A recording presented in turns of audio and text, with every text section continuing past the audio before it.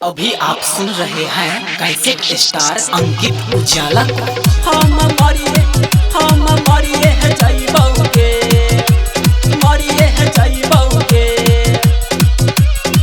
हम मरिए है जइबौगे। रिकॉर्डिंग भाई उजाला म्यूजिक प्रेजेंट राघव सक्री।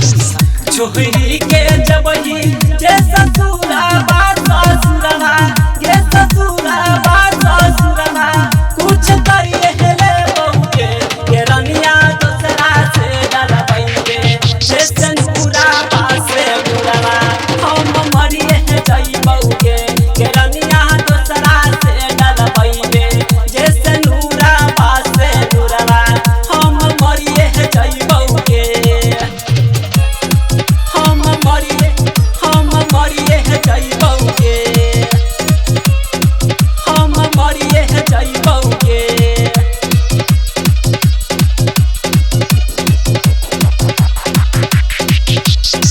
छोरी के है जति जइबे ससुरवा, खाई के मरबौ महुरवा गे।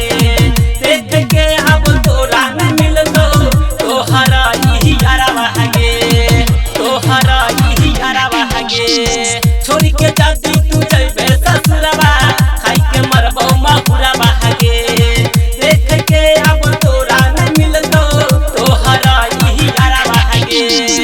जाके हम अपन परानमा परानमा, हम परानमा परानमा, समतन मह जइबौगे के रनिया दूसरा से डलबैबे, जे ससुरा बात से बुरवा।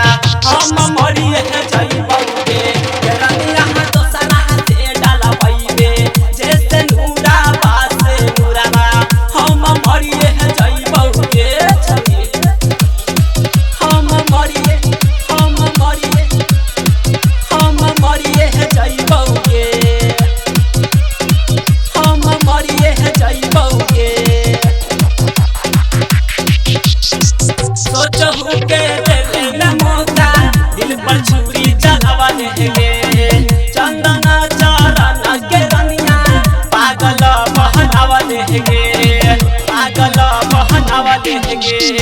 सोचहु के देले न मौका, दिल पर छुरी चलावा देगे। चंदना चरण के रनिया पागल बहनावा देगे। अंकित उजाला के दरदिया दरदिया, गे दरदिया दरदिया, तू बुझ न पइले गे के रनिया दूसरा से डलबैबे, जे ससुरा बात से नुरवा। हम मरिए है जइबौगे के रनिया दूसरा से डलबैबे, जे ससुरा बात से नुरवा। हम मरिए है जइबौगे। छोरी